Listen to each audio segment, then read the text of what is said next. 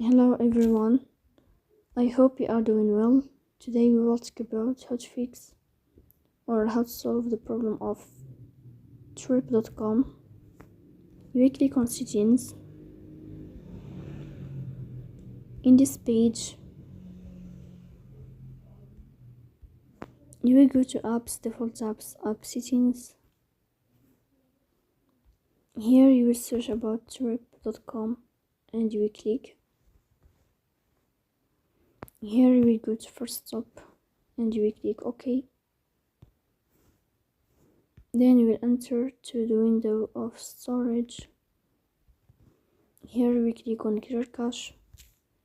In the end, you will turn off your phone and you will restart your phone again to fix that problem. So please don't forget to support us by like and subscribe. See you next time, and thank you for your watching and your